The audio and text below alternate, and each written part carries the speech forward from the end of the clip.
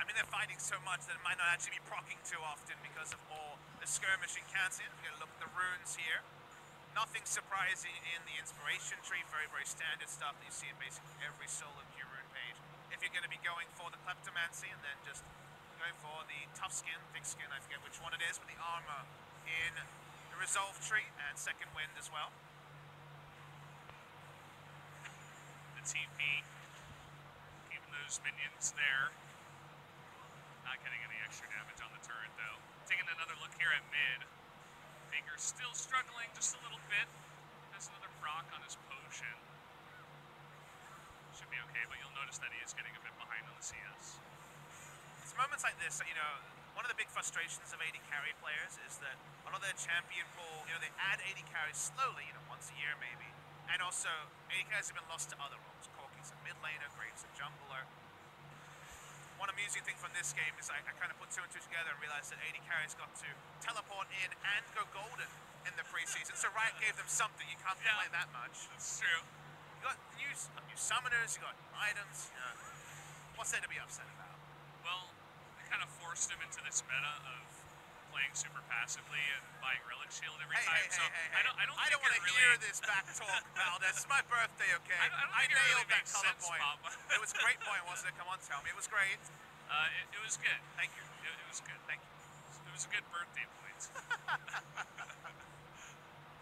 Well, Faker's had absolutely no fun in the mid lane, but only to the tune of a 15 CS disadvantage, which isn't that awful, given that we've seen him chunked out 3 or 4 times now. Yeah, hard lane, laning against Azir for pretty much anyone. Very good laning presence, as well as the late game potential you were talking about, as no one really defeats him after 70 minutes. It's part of the reason why he is top tier, if not god tier at this point. Very hard to play though. We've noticed that some people do not play very well. Kuro being pretty hit or miss on the champion. And we noticed that Faker has been taking on the chin this game in the damage dealt graphs. Wow. 3,400 damage to 200.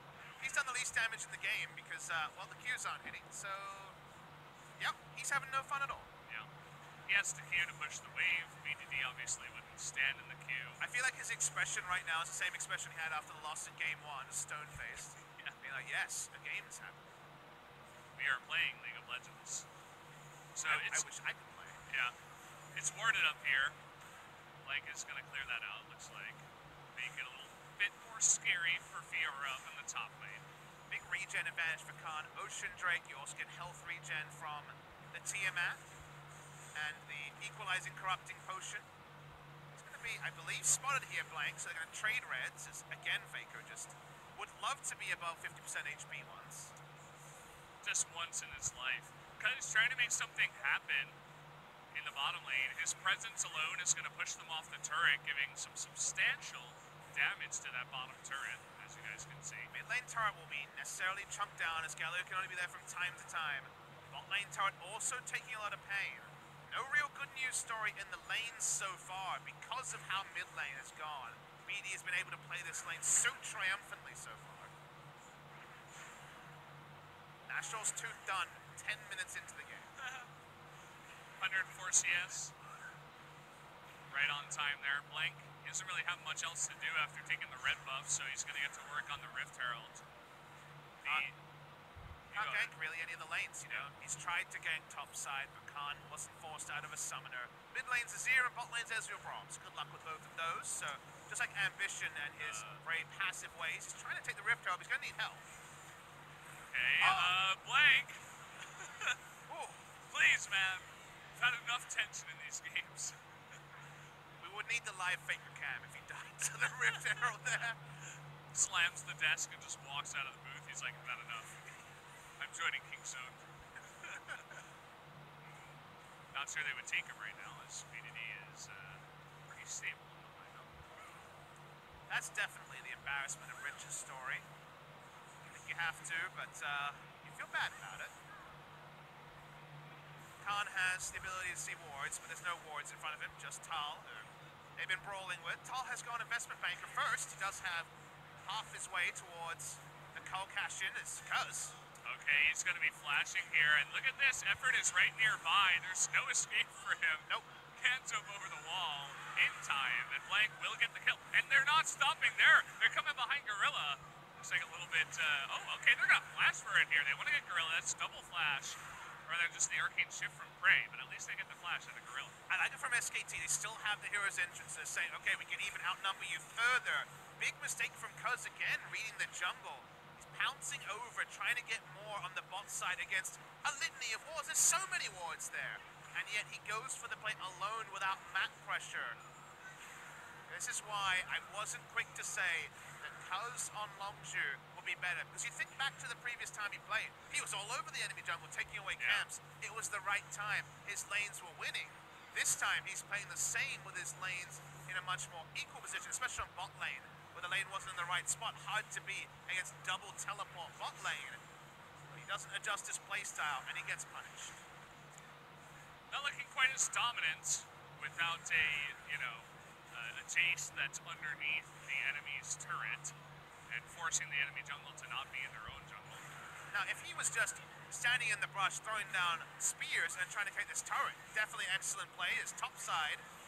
Okay, Hextech ultimatum, but can he burst down tall first? He's gonna push him away. He's going deep. He's gonna get it. The health regen is gonna come in, flashing away, and Blank should be able to get this, but what the hell? God gets away, and Blank goes golden. It wasn't even close, Valdez. He still had his riposte and stopwatch available. Unbelievable. Khan putting on a mastery show in the top lane. Saying it all, you should fix your fingers, buddy. Every time I watch this man on my screen, I feel like I learned something new, that I see something new. Only he can redefine champions. I've seen hundreds of times. There's been plenty of Fiora over the years, but his economy of holding on to both the stopwatch and also the riposte is outrageous. We're going to watch the replay here. As he starts, he's riposte the first time. He's going to be up by the end of this. Trust me, I was looking at the cooldown. He goes for the all-in, going around, flashes in, gets the auto attack. No, nothing for the hook to get onto here. There's so much minion tanking that Spank's like, I've got this, but uses his stopwatch. Khan gets away. Outrageous stuff from the Fiora. Okay, well, we got the Fiora up top, 1-0. Sitting pretty, has the Ravenous Hydra. Oh boy. This is one of those days, God, huh? Just one of those days for SKT. Not us. Those guys they gotta be frustrated. Faker, you know, we know he gets frustrated at times, having trouble in his top lane. At least Blank was doing good. He's sitting at 2-0. Rift Herald as well. He's going to use it in the mid lane. This is when Azir hit back. I imagine it was about to time out, but not necessarily like it was going to min-max the turrets. Not really sure what to make of that one. Does get them lane pressure for a little bit. The Drake's not spawning for a little while, so they don't really get the Rift Herald there. He had some junk in his inventory, a Rift Herald and a stopwatch. Doesn't anymore, so less buttons to press now for the Rengar. It's a lot of damage. Red buff 2 that they stole earlier on. Effort is nearby, but Blank nearly goes down. Yeah, things are escalating really badly here for SK Telecom T1. The last 3 engagements on any part of the map have gone completely the way of Kingzone. BD not going to be able to get autos on the turret, so credit to Faker despite his health bar woes. He has been able to keep his turret very healthy. For now, Prey and Gorilla are sticking in the bot side. They have no ability to freeze the wave because of Iceborne Gauntlet onto the Ezreal, but they can invade with their jungler, trying to spare some of the woes for Cuz, who's been the only person to fall on the side of Kingzone this game. Oh, they're going on to Faker here, and he's got some help. His 4 members up against Faker, and 2 red buffs. Tom Kent's comes in and will save his life, but look at the pressure we're going to have in mid lane now. Double red buff and no way to get near any of these members. Should be the mid lane turret going down. And it may not be the Nunu, but you can give attack speed as the Nidalee to the Azir in the mid game as well. Try to superpower him a bit. Maybe they've been duoing with the Azir Nunu and they tried to find the closest approximation in the game right now. As Tal is way behind in items, so should not be taking a true 1v1 and does just pull away. looking at the jungle proximity here, so much time from Blank spent on the top side to both relieve pressure, to create some doubt in the mind of Khan, and, you know, he hoped, of course, to be fruitful into a gank. The gank didn't happen.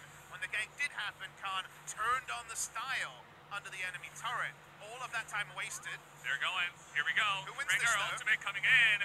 Can he 1v2 this time around? That's the real question. He wants the grand challenge here, but this time they've got Galio near. And that's going to be enough to take down Khan. Or is it? He's still going. Always going to catch myself, but 1v3, not this time. I mean, it's 1v4. It was actually Callista walking up as well, trying to get involved. So that was a lot of bad guys. In the meantime, mid lane turret goes down, and he's going to keep pushing. In fact, everyone's pushing. They were so tilted about the last attempt to kill that they really, really tunneled on killing that Fiora. Certainly seems that way, giving a lot of map pressure and part of objectives as well. Even Nilly coming down, they want to try to secure even more damage onto this turret. Yeah, both inner turrets below 50% HP. Kingzone need to play brawler. They need to play aggressively because of the Nidley. Nidley has been well held in the game so far, and they're doing it. We found out a few days ago that Kingzone, when they get started, can do crazy things as Tal's being smart here. Oh boy. Prey is getting low, though. They will force his flash out. Faker is nearby, doesn't have that heroic entrance. Tali wants to go in, there's the flash, immediate exhaust, and they turn it around. Back onto Tal, is forced to be devoured and pushed away. Definitely a team that trusts each other. When Kingzone got the lead in game 2 of their last series, they blew away the enemy. They have it in terms of kills, but in every other variable, they are insanely far ahead of SK Telecom T1, who it almost feels like they need to stick the next gank or the next skirmish because they've been oh so close multiple times. Hasn't been fruitful. A 3-0 Rengar, the only real good news story for SKT. We'll see if Blank can be the carry this time around. He's certainly having a better game than Cuz on this team. I was noticing Faker actually trying to clear the minions. He missed 2 of them, and there was nobody nearby. I hope it's not a bit of frustration coming into effect. Maybe it's just been a while since he's been spamming the Galio. I won't necessarily read too much. Expected magic resist, so it does mean he's more susceptible to the BDD poke. He's trying to go for the team fight here. Rite of Ages into Morellonomicon. The AP heavy build that Lava showed for the Rocks Tigers is more popular in solo queue. Kuro still full tank. A lot of people full tankers. Bot lane. They're trying to replicate it here, but this time he gets the stun onto Blank. The heroic entrance, though. Flash coming in, and a heal from Cuz will get Khan out of the way. True shot barrage. Making its way through, but the engage not successful to kill Khan this time. Now we can answer the question. How many people does it take to take down Fiora? It's 3. It's definitely not 2. The 1v2s are not working for the side of SKT, trying to outnumber the Fiora and just provide a bit of a distraction, but in that distraction, Cuz walks over, he takes down the inner mid lane turret. Now it's a super long lane, much harder for Galio to actually be in position. They take away the enemy blue buff as well. The amount of map control they're losing, trying to kill the damn Fiora, is really losing them basically every advanced position they have on the map. It's the second time it's happened, and we'll see if SKT mixes that up. Maybe they'll just give up on trying to kill Khan. Let Tal essentially take a losing matchup and get pushed in a little bit just to get some more pressure elsewhere on the map. To be clear, it is not a losing matchup from the start, but in this position where there's gold on him and a CS advantage, it gets harder and harder. It's a true skill matchup. As we have some of the ones that Ari used to have in the mid lane way back when, we would say skill matchup. That's why it's so exciting, because it's flashy. It's a flashy skill matchup. You know, something like Shen versus Maokai is also a skill matchup, but that's about your skill at teleporting, your skill at reading the map. This is the 1v1 skill matchup, and that's why it's more exciting, because it just bursts into life basically every time the camera moves over to Khan and Tal. Yeah. Well, seems like we've slowed down a little bit, but as I say that, Grand Challenge is used. Hextech Ultimatum, he's got Rengar nearby, but a perfect riposte! Right on the timing! Now we got another 1v1. Blank, you're not going to win that. He's got to run away. And already we're seeing what happens when you leave Fiora alone up against Tal. And no ability for Faker to get there because he has other things to contend with, like an Azir, who's playing as if it's solo queue. He's pushing up. Yeah, I'll take a minion wave at your inner turret, whatever. No worries for him at all. Cuz is able to take the pandemonium across the map makes it perfect for Nidalee. this is how you dream of every Italy game going, because there's never a 5v5. There may never be one in the game. They're trying to be proactive. They're trying to get picks and snowball it into something, but it's against a Nazir. It's so hard to do that. And every time they use 2 or 3, every time they try to wombo, well, they lost an objective top, they might lose an objective bot lane. This is the full court press team comp. This is the skirmish comp. We saw MVP try an Italy draft like this, not be able to pull it off. But when you have some of the most exquisitely talented players in the world on the same roster, Khan and BDD, you know, when it comes to mechanics, right up the top there, they can take skill matchups, they can take winning matchups in the mid side. They just make their headaches for SKT in every part of the map. And for SKT, who just want Rengar to rush in, as Galio ults, throwing in a Tom Kench and then a headstack ultimatum. They've just never been able to do that in this game. All SKT wants for LCK is a turret right now. They're not going to be able to get one as they're denied it. Even the Fate's Call being used to get effort into safety. All SKT wants is for Kingzone to group up as 5 in mid lane and start poking next to an inhibitor. That's the part where they're like, let's wait for our chance, let's engage 5v5. That is what Kingzone never want to do. They want a Baron, they want to push 3 lanes, they got kill pressure in the Fiora lane. Here can push out the Galio. The Pandemonium on the Rift is what Kingzone drafted for, and it's what they've caused, even if the kills do read SKT 3, Kingzone 2. Let's take another look at this replay and how exactly Khan wins the 1v1. Equal in levels, but Khan is up in items. Too much free damage by Tal. The ult goes down. By the time he uses the ultimatum, his life is over. He's always going to die. Blank maybe 3-0, but it doesn't matter. You do not 1v1 a near full health Fiora. He runs away sheepishly. He's ulted now, though, but just scouting. He's trying to get as much vision control as possible. The Baron buff going down is SKT's worst nightmare. The longer they can delay that, get us to the Fiesta 40 minutes, the better. That's the dream. They're just trying to plug all the holes right now. We'll see if they can actually do it. Trying to get whatever vision they can around that Baron. You can see Blank's up there, but this time Effort is going to get caught. The ultimate coming out and an Italy coming in too. Does have that flash, but the Fate's Call still down. Almost means the death of Effort. They have to use so much just to keep him alive. Now Blank's caught. He's alone. He was over there trying to ward the Baron, trying to come from behind. Did not work out. And that right there is Effort's fault. He walked up with Fate's Call down, is turned upon, and then Blank just has to pay the price of his support being out of position with no ultimate. And remember that Baron that was the worst case scenario? It's the reality. 24 minutes and 27 seconds. So we're going to have our first Baron of the game here for Kingzone. They're not slowing down anytime soon. We talked a lot about tension and, inexperience. Perhaps the pressure right now is getting a little bit to Effort and some of these younger players because they're not handling it very well. Why does it always look so much better with Cuz? You have to say, is these second games. Whether it's second games, will this happen if Cuz starts a series? Even when he feeds. We don't know the answer. He's made some huge mistakes this game. If it looked like a rookie mistake at level 1, this is a rookie mistake from Effort. He walks up and he's like, yep, Fate's Call. But remember, that was nerfed recently, in a couple of patches ago, longer cooldown. They have to use Galio ult. Effort's gone, and then the poor Rengar who's just trying to ward is caught. I mean, unfortunately for him, you can't have that happen and then also be able to clear wards. So, goodbye Blank. Paying the price for the sins of his new support. And now Kingzone have the Baron.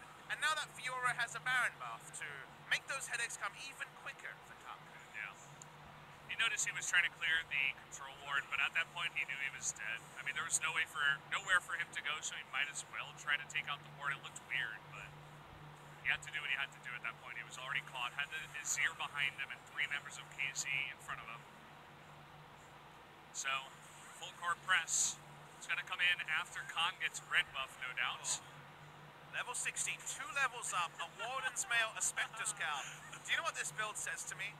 What does it say, Papa? What you got? Magic damage, physical damage? I'm ready to go. Yeah. Bring all the bad guys. If you send 4 here, he probably takes at least 1 with him. You'd have to imagine at this point. He's got the red buff now, too, so it's not like that guy can get away. The unlucky soul that he chooses most likely will be Tom.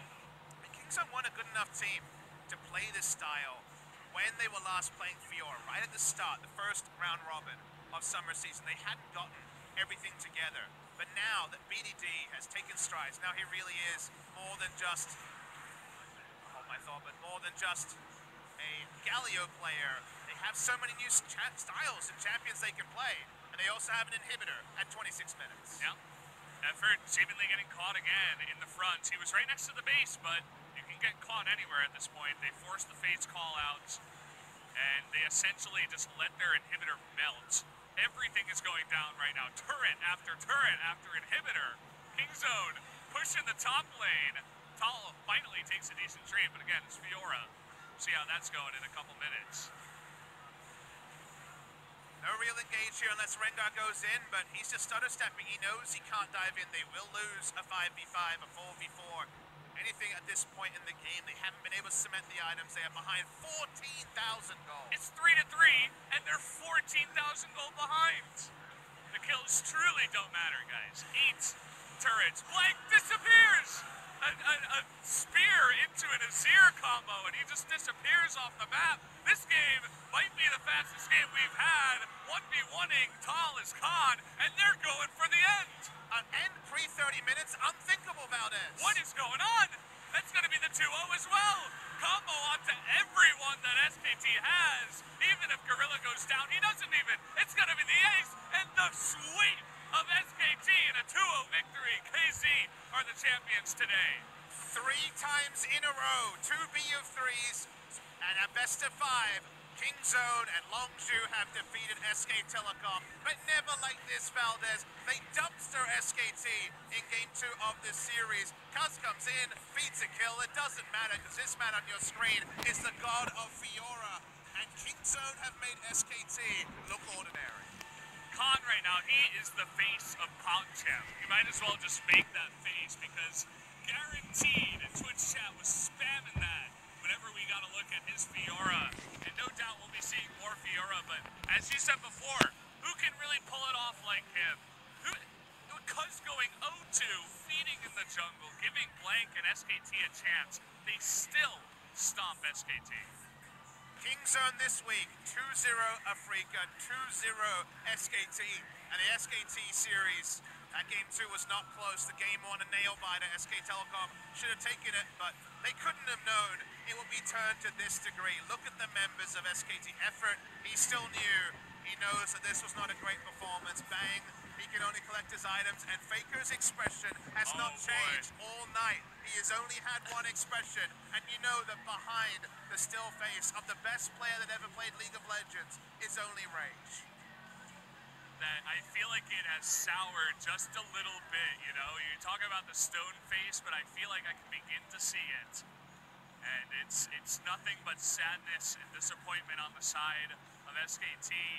They brought it late in Game 1, but Game 2 was just unbelievable. And we're beginning to see a shift in Korea of... Deft, probably one of the most famous Cogmore players of all time, so... Yeah. Certainly going to find some firepower. The first pick, Ezreal, looking more and more likely. Varus, Kalista, Cogmore already razor-sharp focus on the AD carry pool. Deft has always said his favorite AD carry to play is the Ezreal. So that's a very likely first pick, unless KT or SKT have other ideas. And now we're really setting up the Ezreal. It seems an obvious ban, but then Sejuani is a big first pick for score. Yeah, Tristana also raises in stock value as well, as we did this Caitlyn also. Yeah, Caitlyn, very, very true. And Deft, KT have almost been the best Caitlyn composition team in the world. You know, they're fantastic. Navigating that early game, Ezreal is going to be banned, so what is the choice going to be here? Sejuani is a really big one. I think Tristana and Caitlyn are around similar power levels, so you don't need to necessarily do anything crazy there, so they will just first pick the Sejuani. Both Deft and Bang have their pocket picks. Twitch is a big pick for both of them when their backs are against the wall, and if they leave AD carry for second round, we're starting to thin out Atlas. Yeah, I mean, then we're going to get Xayah bans, we're going to get the Tristana and Caitlyn, of course, banned. Braum sticking out like a sore thumb, but Tahm Kench is going to be there if Mata does want to try and answer some of the melee support that has been going on. I want to see Mata on the Alistar. After seeing what Wraith was capable of in our earlier series, watching Gorilla play yesterday as well, feel like Mata does have something to prove, but the Gnar is going to be locked in. SKT not going to be able to get that Gnar Rise combo that we've been seeing so much in the LCK, but certainly strong top lane and certainly strong blind pick coming out of Tara. Support ball, like you say, may have to be picked up here. Taric is a big popular pick, but sort of thing where if you don't have a Sivir to guarantee positioning, you start getting kited out. Well, we saw the Khan Jace. Smeb most likely going to be on Jace. Pawn has played it as well, so chance of it being a flex pick, but expected to be Jace into the Gnar as we're going for the style picks from the past. Stop playing with our hearts, Pawn. That's not very fair. You've already got your Jace locked in, theoretically. He's already played it mid, and we've seen it top lane from Smeb in previous telecom wars, so they're just going for a bit of the mind games. Caitlyn and Tristana makes a lot of sense, and no one's really prioritizing Xayah, is at least a little bit surprising, given that other teams have. The Jace against Gnar was how Khan just completely obliterated his opposition yesterday against the Afrika Freaks against Keen. So we're thinking it's going to be Jace top. But it could be a different story, though, because on Tara, we have been giving him a bit of a hard time. I mean, this guy hasn't really been a standout player. You can't look past the fact that he's 100% win rate on this champion and has a 34 KDA. Has only died once out of the 3 times that he has played this champion. So certainly will be a more difficult story than against Keen. With counterpick, Untara has been strong. With Gnar in general, like you say, 3-0 is great reading. He is counterpicked by the Jace. It's going to require attention from Blank on whichever jungler he's going to be visiting. Can already see a Jarvan ban. If you look at solo queue, Blank has largely been playing Nidalee, surprisingly, and also the Camille. Is Nidalee just a solo queue stomping strategy, or will he be willing to bring it into professional play like other junglers have already done in LCK Spring? That part remains to be seen, but Jarvan's definitely a bit more the norm of his picks on the side of SKT. And the Zoe respect ban is second round, but Zoe's been deprioritized, and we're just unsure whether we'll ever see Faker launching those paddle stars and hard carrying games from mid. I know, we've seen it so many times on stream. I'm sure you guys from home have been watching it as well, but not going to be able to see it in the LCK, at least not for game number 1 here in our first telecom war. No Zac ban, season. And it is the famous pick there for Blank, but he's considering going for what he's in form with. And look at this, they will settle on the return of his Nidalee. When he debuted on SKT's lineup in early 2016, Nidalee was one of the picks. They said they brought him in for his mechanical proficiency over then the other jungler, now of course the coach of SKT, Bengi. So Nidalee here is something he's really in form with. Like I said, 11-2 in his past 7 days, but already a very different look to Blank. He's obviously used his time in solo queue away from the professional scene, training up new picks. Yeah, I do like the answer though. Hey, look who it is. Here we go. This is a look back to their old extraordinarily successful comps that they were running with the Galio, with the Caitlyn, moving around, taking down minion waves. And it's what we saw just yesterday, you remember, the Rocks Tigers blind picking Galio. It's amazing that out of nowhere, no Galio priority a week ago into Galio blind picks. Any scaling matchup is strong against Galio. One of the ones that SKT used to default to is the Corki. But KT got so many of their wins through an invading jungle. You think of Kha'Zix and Galio, best friends forever. This is very much strong front line and then AD threats. It's probably going to have to be the AP Galio that we saw yesterday from Lava, former SKT sub trainee Lava, who of course now is the mid laner of Rocks Tigers. He went Proto Belt into Liandry's into Void Stuff, full AP, and just relying on the resists you get from W and the tankiness of Galio's kit. Could go full tank, but then there are some damage concerns. Surprising to see Galio. It feels like out of nowhere, but now Pawn's doing it. You think BDD is considering it as well. The Galio meta may be back upon us. Yeah, and it was Pawn and BDD that really were our standout Galio players as well. I was going to mention that KT made compositions like this look extraordinarily easy. It was with champions like Kha'Zix coming out of the jungle, things like that, champions that do have a little bit more damage behind them. The Sejuani is going to be different, but then Jace makes up for it on the top side of the map and is also a fantastic lane matchup. I like what KT have done, but once again, it's SKT knowing exactly what they want to do and then picking for that as well. And the thing for KT is you like the draft. If it goes AP Galio, maybe there's enough damage from the Galio as well, but the caveat always is KT so rarely get all their chess pieces in order in the same game. In the same game where Smeb is popping off, Deft might be putting down a control ward, face checking and dying, they very rarely get everything together, but as a holistic draft, on paper, you love KT. On paper, you predict great things out of KT,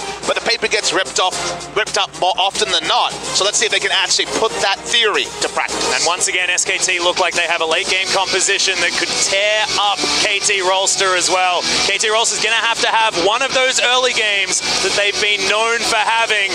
The telecom war, ladies and gentlemen, is about to unfold. It's time to head to Summoner's Rift.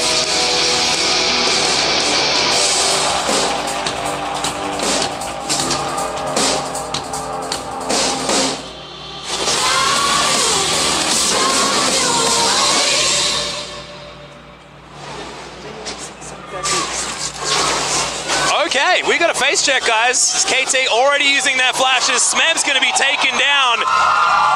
And this is why sometimes you can't wait for the cheers, because there's people dying. Yeah, Score's already flashed. Smeb didn't use his flash, but went down. Fully out of context there. We also have the broadcast feed, so we have no idea what happened in the first 25 seconds of the game. We'll get a replay to you soon, but already out of nowhere, the plan starts to go awry. The early game starts to go awry as KT just tried to rush in. They W'd there. W start from Mata. They thought, okay, this will be fine. Let's back away. SKT were lying in wait.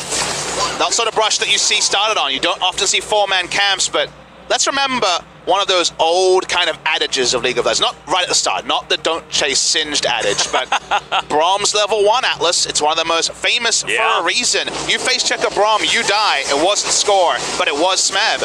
400 games for Score, the 400th game. The big landmarks for Score so often are disappointing, Atlas. The finals, the 400th game. Let's see if he can rewrite history, but for now, not a great look for KT Rolster. No, not feeling brilliant. Smeb.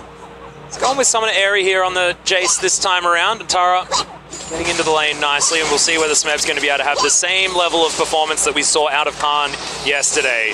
Making his debut for 2018 was a terrifying thing to behold. Smeb now, see whether he can do the same. You guys are wondering about the matchup. It is Jace's favorite matchup. It's one of those matchups where Gnar actually does smart. One of the standard counterpick matchups, like Gnar versus GP, Gnar versus Ornn, I've been seeing very commonly. But both sides know that. Untara knows it, that's why he's not starting an offensive item, he's going for Doran Shield. Both junglers know it. So there's always this kind of prisoner dilemma of, do you gank for it? Are you there for the counter gank? What are they expecting? What is he going to do? What is they going to do? A lot of rock, paper, scissors about situations like that. So no guarantees it's just going to be Smeb rolling his face over the keyboard and taking down Gnar. It's just what it is on paper. Well, you can see Deft and Mata are certainly playing up. They're abusing the fact that this lane is ridiculously strong in the early levels. I mean, it's a free Caitlyn lane, which is always a happy way, as Untara gets very aggressive with his level 3. Yeah, heading into the Mega Gnar, and Smeb has to smack him away. That's a huge win. Blank's waiting around here at the same time, and I feel like if he could potentially land a spear, it could have been an opportunity, but Untara is going to get exhausted, head back to mini Gnar form and continue being frustrating, but this is not the sort of Jace versus Gnar that we've been led to expect. The extra variable of the jungler being without flash, and Nidalee was already going to be battle warding anyway. Here we go. Yeah, Arctic Assault having to be used by a Score to get himself out of the way, and Blank showing his prowess on the Nidalee that we've been waiting to see for a long time.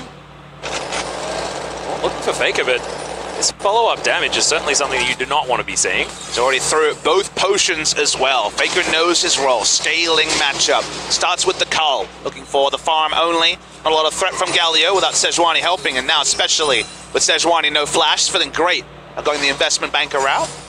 Yep, you can see Pawn actually heading into the Resolve tree as well, so it's not going to be at least a rune page based on damage. We'll see what his build is going to show us though. Lava went both ways, had a full tank Galio game, and then followed that up with the more offensive choice when he needed to. And you know, your first read on this comp is going to be low damage in the late game, physical damage only. Team comps are so hard to evaluate just because one side has Nidalee and the other side has Jace, so neither of those champions scream out for team fight.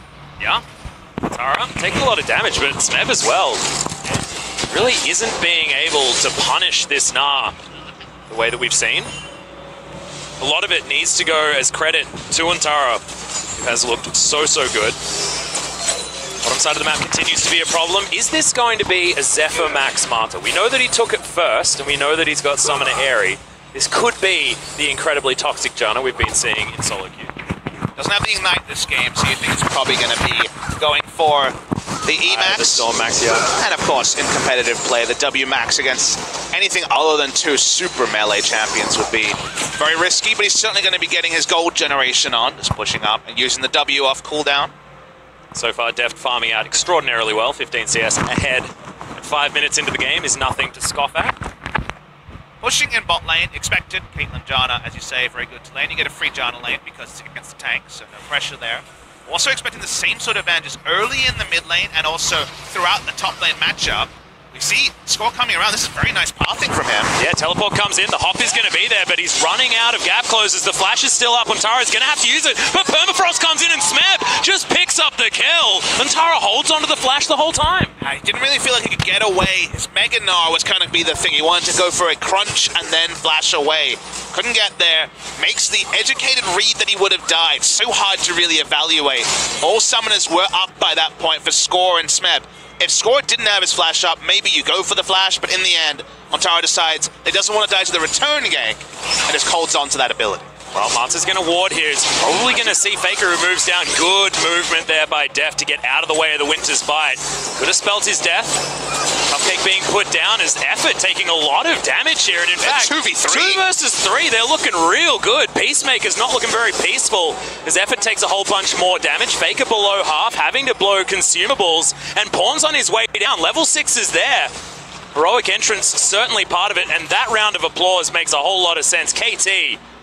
This bottom side, what have these 80 carries been eating for breakfast, Papa Smithy? They seem to be facing SKT and then looking like gods. I mean, Caitlyn is basically eating Tristana, Braum, and even the Corki for breakfast, Atlas. And the reason for why Faker was still there, he went for a roam, largely to help SKT get a preferential back. They're getting crunched in the lane.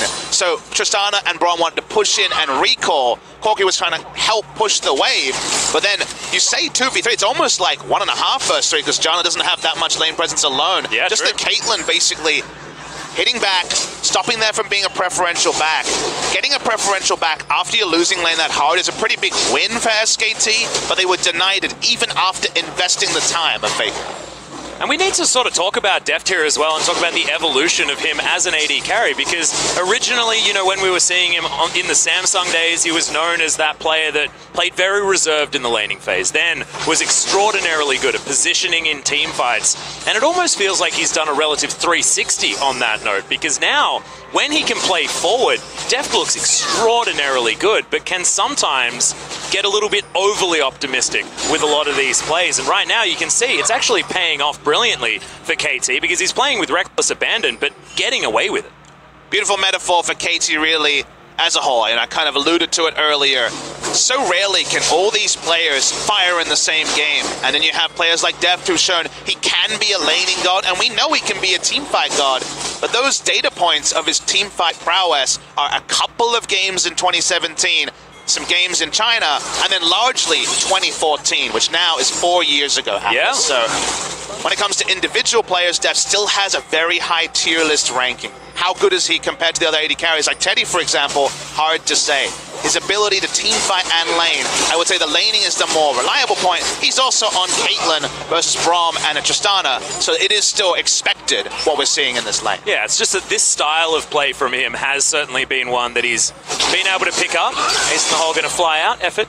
Nails it. That's also, note something, interesting choice of rune here from Deft. He actually goes for Unsealed Spellbook, kind of a Sivir-esque approach of whatever happens in lane. He's an inspiration fan, isn't he? He is indeed. A lot of people are in solo queue and also in competitive play, but able to teleport back to lane and push is what he's doing here. Push, push, push style, and even with a stronger laning phase than Sivir, so that's definitely going to help that CS lead grow larger and larger. Well, speaking of CS lead, there isn't one on the top side of the map, and Tara's been playing this one out extraordinarily well. Actually pulls ahead. Still getting the push advantage is Smeb, but otherwise, certainly hats off to Antara for being able to play this one nicely. Good warding.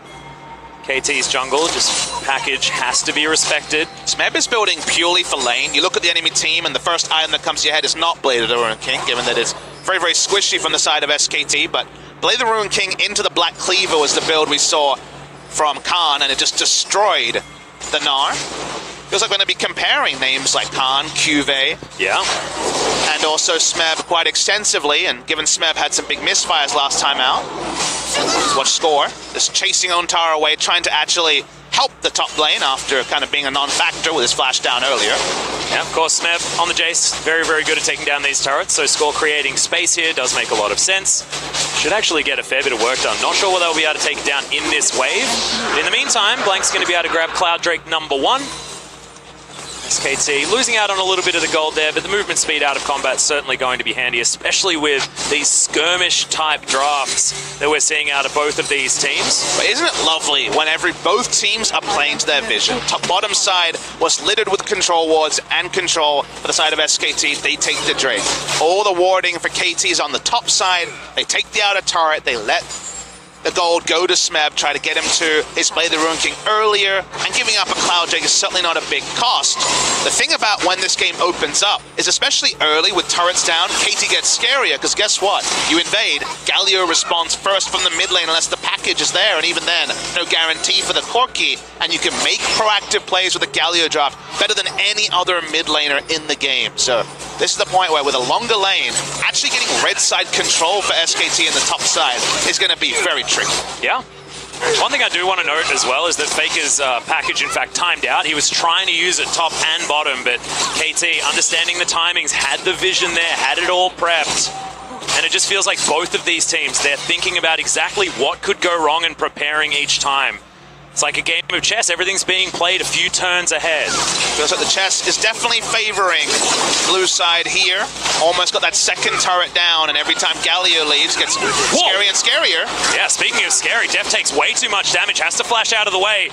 Glacial Fissure not going to be in line as Blank turns up, heading to this 3v3. Reading a little bit too much there. KT roll, so they thought, okay, 2 charges, 11 minutes, that'd be great, but Blank there, free damage, like you say, turning around the skirmish as Blank meets Score. Yep, teleport's going to be back up, remember, for Deft at the same time. So if he does go back, he teleports straight back to the turret, and it's not going to be that punishing circumstance that it potentially could have been.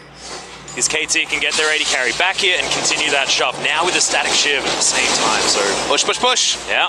That's all he's doing with a build like this. Very much about PvE, pushing down the turrets, long lanes, Galio come in with the hero's entrance.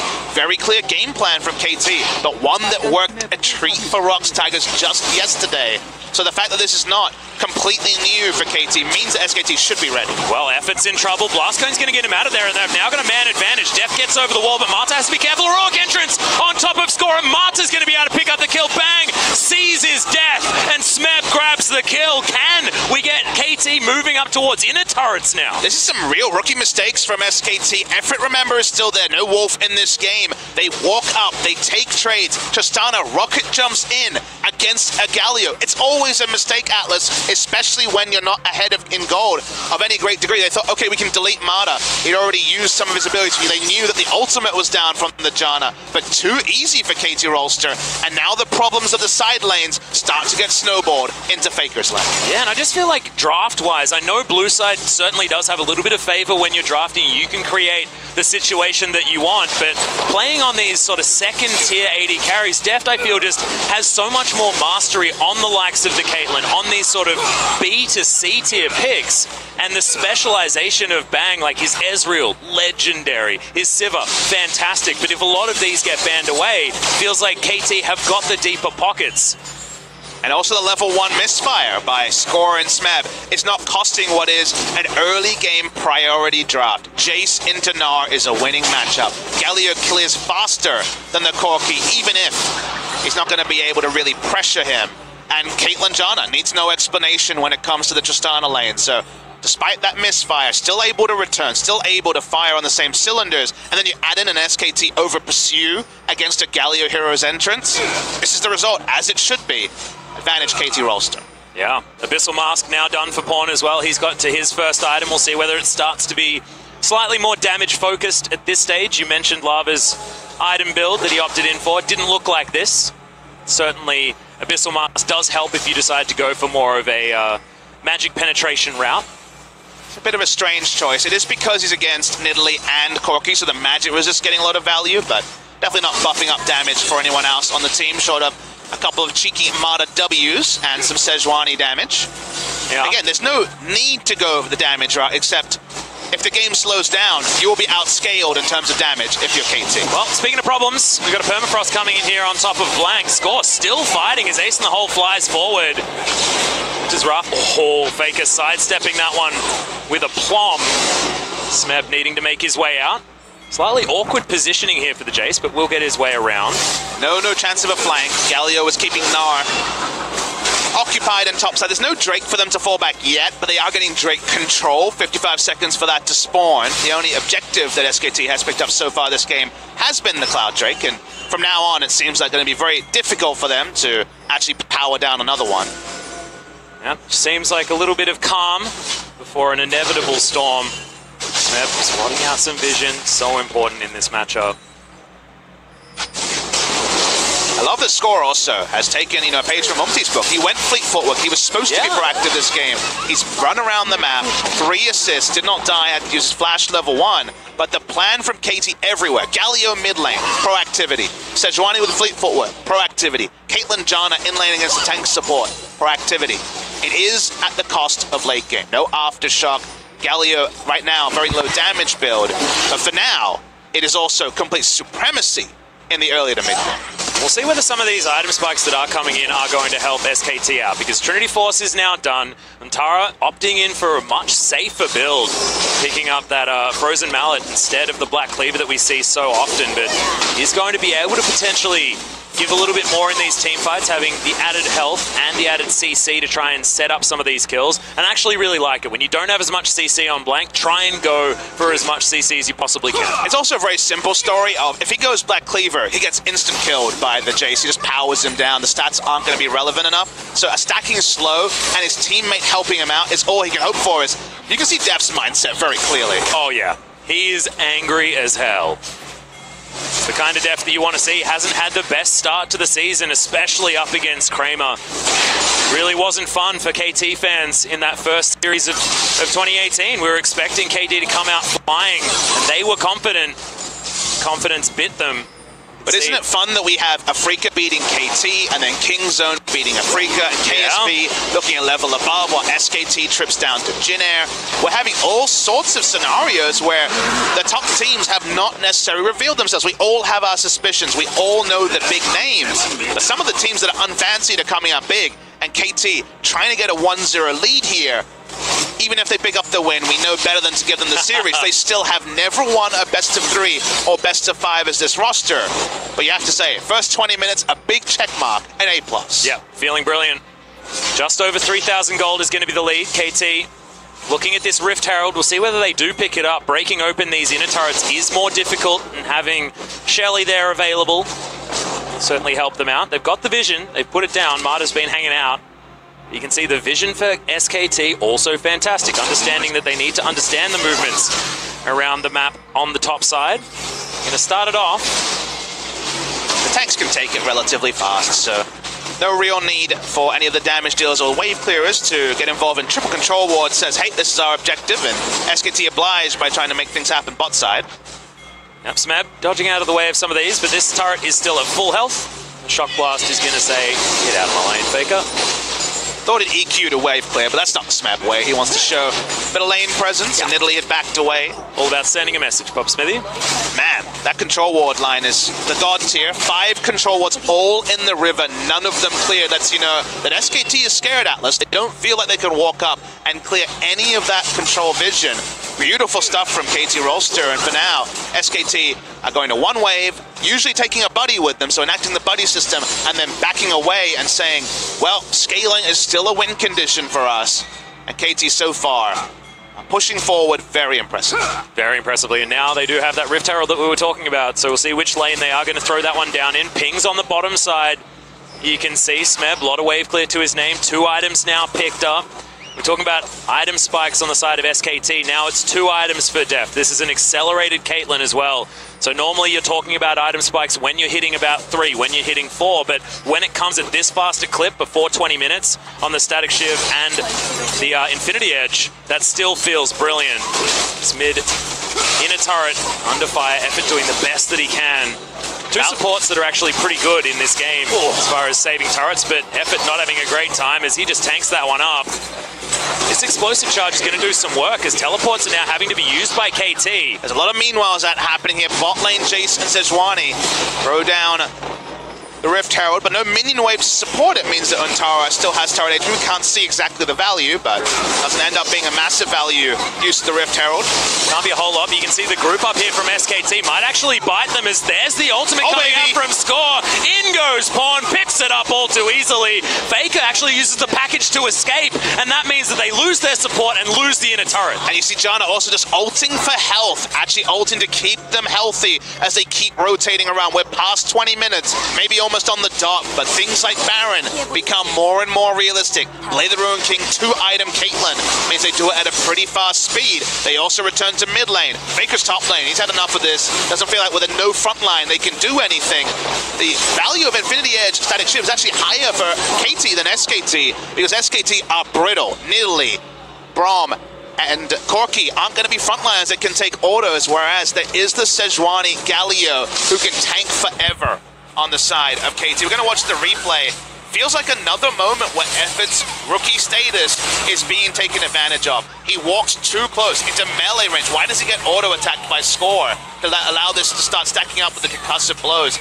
Unnecessary, but a bit of nerves, a bit of rookie status, and a bit of advantage to KT. Yeah, KT looking brilliant. I sort of want to go back to the scaling point as well, Papa Smithy, because you can see in the item build coming out of Mata, he's building towards the Ardent Sensor. He's already being able to buff Deft with the Eye of the Storm, adding that extra BF sort of damage. So we're talking about, you know, Caitlyn needing to scale for longer, but does have these other options that are going to be there extraordinarily soon. Already the shield was available, so having the crit damage and having the extra attack speed, so great. And then he's going to get charged up even more when that Ardent Sensor does come in. This is a get behind the Caitlyn type composition with, like you say, that incredible frontline. And imagine attack speed between two attack speed items and now largely an attack speed item in the Ardent Sensor, so it's a different take on the meta. We would have thought Redemption, right? You wouldn't even look once you saw a Forbidden Idol, but does look like, at least from the items, that it will be the Ardent Sensor in 2018. Cue the memes as we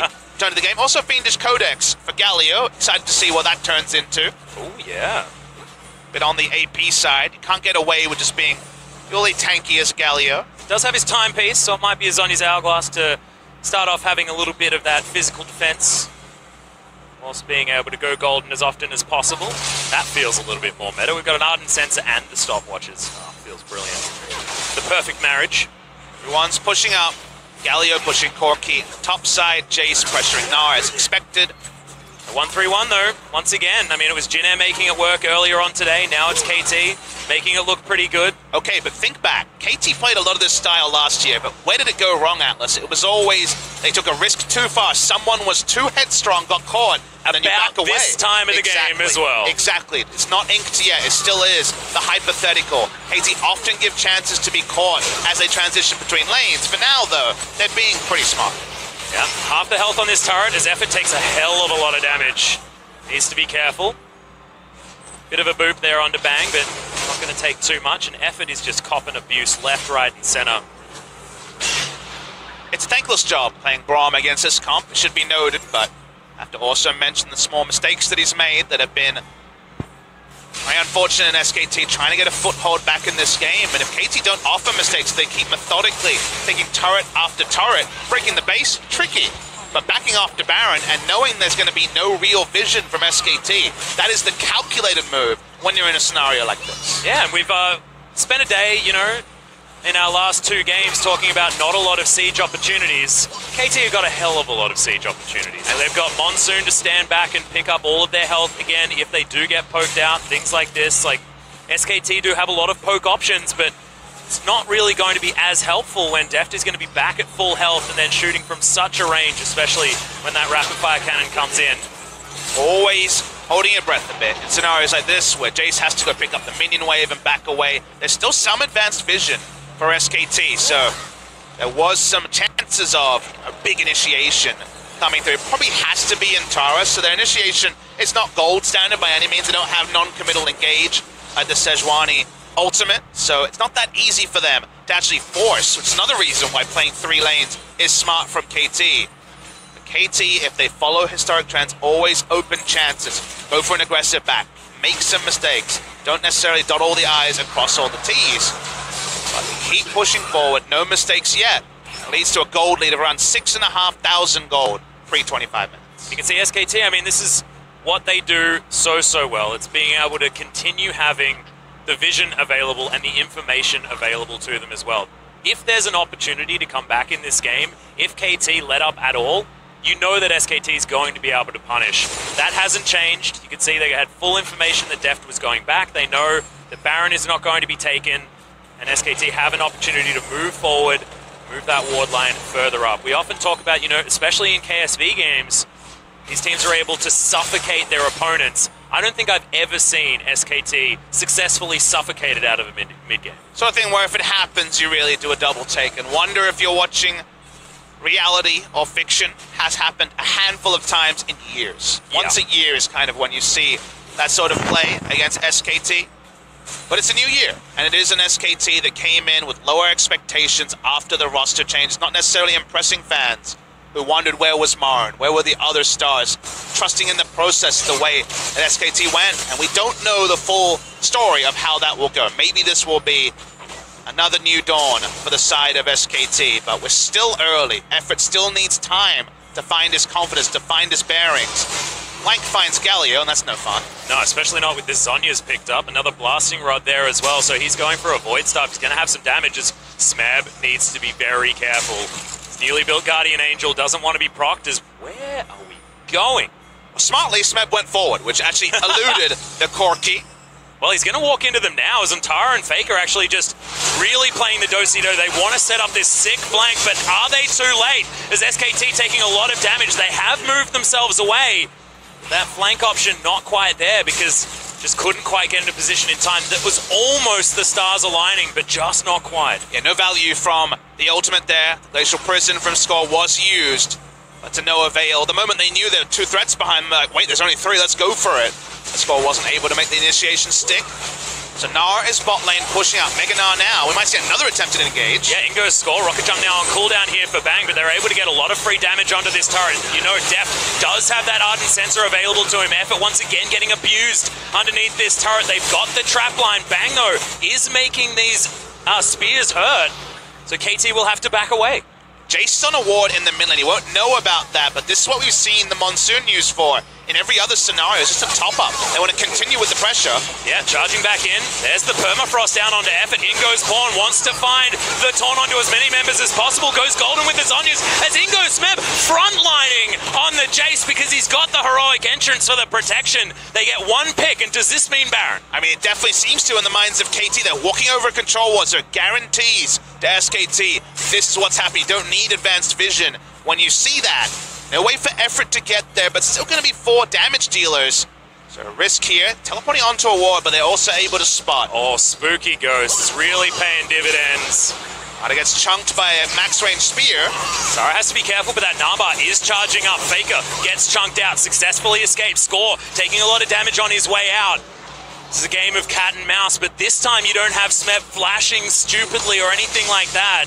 It's KT playing reserved, playing together, knowing that they can't bite off too much and more than they can chew. Because they hadn't swept the ward, KT don't get an advantage from chunking out Effort. Effort dies, they don't return to the low health turret, they don't get Baron, they don't get further picks. Spotted there by the sweeping lens by Effort. They just want to kill him again. Yeah, the ultimate does come out. Pawn gets the Justice Punch at exactly the right time. Deft just throwing attacks into this Braum, who survived for so long, doesn't get that last crit, and now SKT looking to follow up. They've chunked out these super tanks on the side of KT. Oh, still just feels on such a knife's edge. You can see the gold so far in favor of KT, 7,000 or something of the like, but they're still playing so reserved, so scared of what SKT can do in these mid-games. They're doing Baron with their junglers showing. SKT's not going to fall for this. Baron down to 6,000, but you do see that Pawn is very low. Yep, and KT getting themselves into a 50-50 situation. They've been here before, and it has bitten them. They're not going to do it again. Marta looking to go back, wants to refill that Eye of the Watcher. 6,000 gold lead has kind of been the number for a while now. It's now not necessarily as big a deal as it was 10 minutes ago. Nothing has happened positive for KT outside of a single pick onto Effort, and they couldn't kill him again the second time, tanking enough with just 2 items, just with the Locket really being his big purchase after the Sightstone. So they back away, they don't necessarily over-pursue, but you need to keep growing your gold lead. We have to remind the viewers of this. BBQ thought they were in an unlosable position against BBQ in match 2 yesterday, and then was taken down the late game by double AD carry. The double AD carry is adding on item after item. Every back they add to their core, they get closer to 6 items, and a 6-item team fight, you look to SKT to likely win. And you can see that Deft actually agrees with you, Papa Smithy. He doesn't want this game to go too much longer. He's got the GA to make sure that the next team fight, he's going to be able to jump back up again. He's going to survive. He's not going to get picked. They're looking for these traps. They're looking for the bait and switch play. Unbreakable, of course, going to eat that ultimate. It's not easy to actually use the initiation they have. Sejuani can be QSS'd or can be dodged, and Sejuani needs to be there as a conduit to Galio to initiate. It's really only Sejuani to enable the hero's entrance to be offensive. You're not expecting any sort of actual initiation from SKT. So advancing their position after the easy objectives, which here represent a 6-0 turret lead. A lot of the gold is the 6 turrets to 0, is difficult because Effort and the rest of SKT are not dying to 4 Caitlyn auto attacks like they were earlier in the game. Yeah. It's just a frightening situation. You know that SKT capable of taking these games long. The ultimate comes in. Effort, though, Unbreakable's there. Should be able to survive this one out. And Pawn not going to be able to find any taunts. Score chunked again. Does have the Warmogs. Will be able to keep himself alive. He's going to slowly but surely get him all the way back up to full health. And the pings once again onto the Baron. If you're SKT right now, the rallying call start. We're in a better spot. We've managed to bring it back. That's what they'll be saying. Something like a Baron rewrites that. We see the Baron started here. See Deft, they put 2 and 2 together. Cannot complete the Baron, is turn on to Deft. Yeah, heroic entrance is going to be there, though. Blank jumps all the way forward, but he's going to be taken out. That's the jungler. And KT now feels so much better taking this big purple monster. And that's why you go for the Guardian Angel. You didn't notice a flash or a heal coming out. They were happy to power it down. All right, Score, the smites escaped you before. You need to hit it here. This would be one hell of a steal if they do it without the smite, but he's going to be able to get it. Score in his 400th game, locks down the Baron. They kill Effort again. Buster shot should be the disengage that SKT were looking for, but a teleport's going to come in on Tara. He's running for the hills, but he's not running to his inhibitor turrets that should be taking a shellacking now with the newly invented Baron on the side of KT. The base is broken. How much will KT try to take here? They won't try to end the game. Death time is still very long, but they can get 2 inhibitors at a minimum. Oh, yeah. That's the teleport back as well for Smeb. He had his Guardian Angel for quite some time. Tara, Meganar is going to be here. Score might be taking a little bit too much damage. KT probably wanting to get themselves out now, but they successfully will do so. What a brilliant engagement, using the tasty AD carry over the wall to bait them in. And the best engagement is one that doesn't actually require you to hit a skill shot. In the end, like you say, Deft looked too damn tasty for the side of SKT. This is after the fact. We're going to watch the replay. The smite, just enough. Level 14 there, enough to secure it at 729. Good stuff there, Score. Needed to pull that one off. That went away. The hearts would have definitely taken a couple of notches lower if you were KT Rolster, but what we missed there was Deft with his Relic Shield upgraded, had the shield there with the Guardian Angel. For once, SKT thought they had the drop. They thought they saw what now feels like the trademark KT overextension. It was turned around on them, and now KT is even just a couple of picks, not even a team fight, but a couple of picks away from just ending the game. And so interesting here, you can see Deft immediately sells the GA and picks up the Curial Scimitar, still wants to hold on to that Relic Shield with the sustain. You know what the best thing about that is? The GA was a confident, let's end the game soon. Selling the GA is a more confident, let's end the game before I even would have value out of the GA. Yeah. Just genius. It's like they had that play sort of in the playbook, sitting backstage and saying, like, look, we've got these options, these options, these options. They got a turret that's already pretty low. That's an easy option. Oh, hell yeah. Take that one down. The last remaining inhibitor now under fire. SKT on the ropes. It's exactly what Jin Air were feeling. The end of that gigantic game that we witnessed a few nights earlier. All right, 3 waves of super minions propped up by another minute of Baron. Should happen here. They have Caitlyn. Should be straightforward. Let's see if KT can end. Yep, Redemption comes in health. Deft is tanking up the turret. He wants to keep his minions alive by the looks of things. And these Nexus turrets not long for the world now. An exposed Nexus. XKT on the ropes. A game number 1 that KT have done in the past. Nexus is under fire, but it's the battle that we're looking at. Deft picks up one. We've got low health bars, and Smeb's just fighting Faker. The flash comes out. The minions are going to be enough, and the Nexus falls. KT 9-1. Dominant early game, dominant mid game, and had all of the plays prepared this time. Nothing going to their head. I mean, KT Roaster rolled the dice, but they rolled high. They needed 2 6s. They got pretty damn close. Atlas in the early game with this Galio, who wasn't going full AP. They saw what the Rocks Tigers did yesterday, and maybe they even had the strategy earlier, because they once again said, what got us those wins last year? It was proactivity. It was the Galio papering over any mistakes you make. With the Callista is left up, a very famous pick for Bang. Yeah. But also Varus is left up. So you see Tom Kench banned away. Varus Braum is almost 100% going to be the lock on red side. It almost feels like if we do see the Callista locked in and Bang is having second thoughts, we can see Callista Thresh versus the Braum and the Varus. It feels like we already know the bot lane matchup, but does also mean other prized picks are left open. KT, they take the Rise very early. Yeah, and of course, no opportunities to pick up any other AD carries. Not going to be able to deny Deft. So, there's the support position that's being considered here for KT. Marta pretty vocal. You can see he's not actually giggling looking at this Leona pickup. Could actually be something that they're serious about. Interesting they're going to hold the Braum. They're actually going to take the Varus and look for more information. Yeah, will that information mean the long delayed debut of Faker on Zoe is available in the first round? Will probably be banned in the second round. Will we finally see it, Atlas? Faker had a good game, but unfortunately his teammates couldn't hold up to his end of the bargain. Or Faker draft here. The Azir is another option. Sure. Was going to say it now. It's insta-locked for Faker. We've seen what he's done when he is Rise against the Azir, but we've seen Azirs be able to poke out the Rise as well if they're not at that level of play. This is going to be one hell of a matchup because Pawn's been playing Rise forever as well. And it's also a pick that recently feels Rise favored in the Azir matchup because of the ability to skip over the Rod of Ages and go for the more Abyssal Mask, the more tanky side of the equation.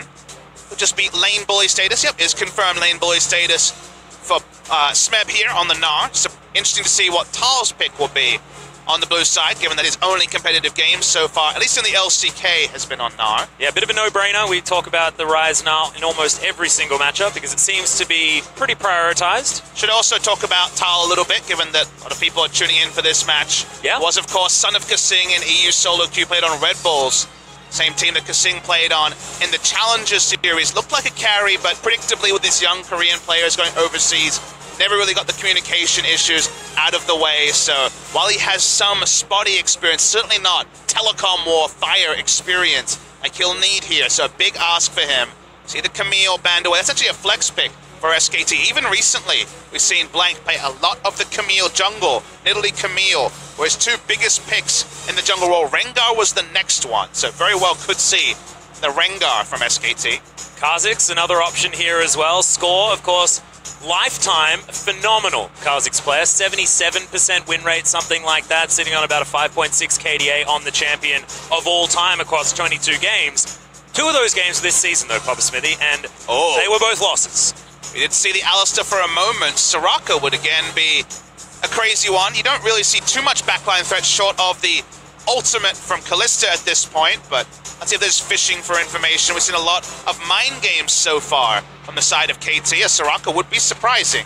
The Alistar would be classic Mata. Absolutely, and this is what I wanted in game number 1. I wanted every game that I see any of these supports that have been known for their Alistar play. We were treated to Gorilla earlier. We were treated to Wraith as well in the series before. It's unsealed. Oh, we're going to have double Spellbook bottom lane, most likely. We have double AP too, if it's going to be the Vladimir lock-in here. Vladimir does not win the matchup against Gnar in any significant way. We only have 1 game of recent evidence, but it was actually the Gnar making the winning side of the matchup. Spectre's Cal into Black Cleaver, and a long enough lane, you can actually, with Hyper, burst down. Well, burst is a strong word, but take down a Vladimir. Oh, I really like this. If this is where Blank is going to go on the J4, His last performance didn't actually die on the champion. Is one of those tanky frontline threats, can build really strong, but also has the presence in the early game. The other option obviously was the Zac, decides not to go for it. And Zac could be the final pick here for KT if they feel good enough about the lanes. The question is, can they afford to go for a Zac or a Shyvana, which would be another choice that's possible. The lanes are strong from KT, but drafting Shyvana in pro play is still pretty unexplored. We know the power of the champion in solo queue when you go for a red smite and kill people with the press the attack, but it's probably going to have to be a bit more measured from Score, and he looks at the lanes and feels strong enough to go for the Shyvana. Still a risk, though. Interesting drafts here from KT and SKT. Seems like we're going to have a little bit of a delay, maybe a remake coming through here of the lobby, but we know the champion, so all the information is out there for you, OGN Legion. Got absolutely everything, do not worry. Looked like Deft and Mata were potentially unable to swap their champions around. Getting the confirmation from Joel that there will be a remake. The lobby froze, so it seems like no one's getting a penalty. I guess we should mention, because of what we saw earlier in the week, actually last week, Crown disconnecting from the lobby early, that was deemed intentional, and KSV actually drew a penalty from that. So that means if they do anything like show up to the studio late or anything else that incurs a penalty, they'll actually lose a match point. In this case, it's deemed a bug, so from what we understand, there will be no penalty laid to either the feet of KT or SKT. Yep. Does mean that we've got a little bit more time to talk about this draft as well, Papa Smithy. I love it. Having Score on the Shyvana, I do actually have his stats up here, so I haven't actually seen much of his Shyvana, and in fact, I have never seen it in pro play because no one's ever seen it in pro play, Papa Smithy. I'll be able to double check that on my stats database, but sounds right. Shyvana jungle, was a thing. You think back to season 2, right? Yeah. When Gambit Gaming was running around. Moscow 5. Then Moscow 5. Shyvana top also a thing, and Shyvana's been so edge of the meta and basically a non-factor, but kind of Score's entire lifetime as a jungler. Only debuted as a jungler in 2015. And it does sound right that it'll be his first visit on the champion. Definitely low lane impact, but they feel good about Ryze versus Azir. They actually feel surprisingly good about Nara against Vladimir, because it seems like that matchup is either equal or maybe even slightly Nara favored, and the laning phase in bot lane is not going to be too much of a headache on paper. The on paper worked for KT in game 1. We don't know the reliability of it. Bank getting his little battle yawn out of the way for now, but Fire will certainly hit the rift soon.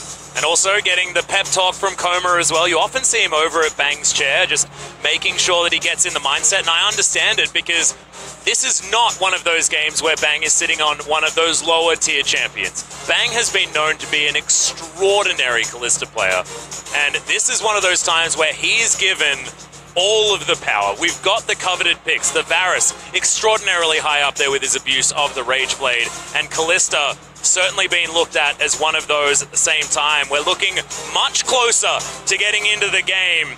Bang is 30-4 in his career. 30 wins, 4 losses on Kalista. Was undefeated for his first 25+ games. It's been a pick for him, but recently he's prioritized things like Ezreal above it. Ezreal not available here. Lot of intriguing matchups. On paper, it seems like KT should be happy, and the Shyvana mid to late game, only Spirit has really unlocked. Game 2 of a telecom war. We've never had a 2-0 for KT with their current lineup since the start of 2017. They've never even won a best-of series, Atlas. And this roster hasn't even got a 2-0 at all either way in this matchup. We're always going to game 3, so we'll see whether it happens again, ladies and gentlemen, as we head to the Rift for game 2.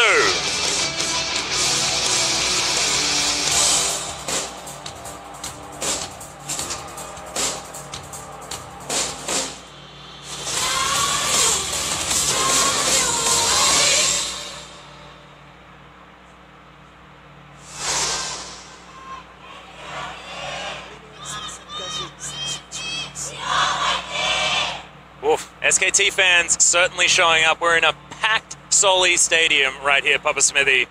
Everyone wanting to check out the telecom war. Yeah, whether they're first or last, the KT and SKT fans will always come to deem who is the victor between these two famous companies. If you're new to the telecom war, KT and SKT are the two primary mobile phone carriers here, so Verizon versus AT&T. If you're an American, understand that this is definitely high stakes. These teams are both very well supported, very well paid, superstars everywhere. But SKT, And also for Australians, of course, Optus versus Telstra. You know, we got to help them out. Where were you on the side of Optus versus Telstra? Well, I mean, custom sport-wise, it's all about Optus, but as far as coverage, you have to go with Telstra. I'm just saying, which side were you on? Telstra. There you go. I was a Telstra man too. I guess we're biased. Yeah, there we go. But we're not biased when it comes to SKT versus KT. Both of us, KT Internet, and we have SKT telephone service. So I was stipulated by Riot Games, so we had to do that. Just kidding. If only. That would have been going a little bit too deep. That is going to be the red buff leash, though, coming out for SKT. The man on your screen a moment ago, that man Blank that you're mentioning, is kind of the game breaker here, because we're saying, oh, all the lanes look pretty good, and we know how scary Shyvana is if she shows up with a Devourer and a Frozen Mallet without too much action happening. The lanes are looking decent. Outside of a moment of brilliance from a man like Faker, it feels like the jungler is that great unknown variable that always messes up the scientific equation that is team comps on paper. So let's see what things Blank can make happen. He was a bit of a voyeur, just kind of watching on as KT dominated in Game 1. Needs to be more active in Game 2 to give his team something to work with. Upon hits level 2, you can see already Faker is dominating this lane. We had a feeling that maybe he'd be able to navigate this early game quite well because he knows the other side of the matchup so exquisitely. 4 games already on the rise so far in the LCK. We haven't seen a lot of Faker's Azir though. Of course, haven't seen it this season, and of course was out of the meta in the last season. Has historically played it to such great effect, but it's been a while.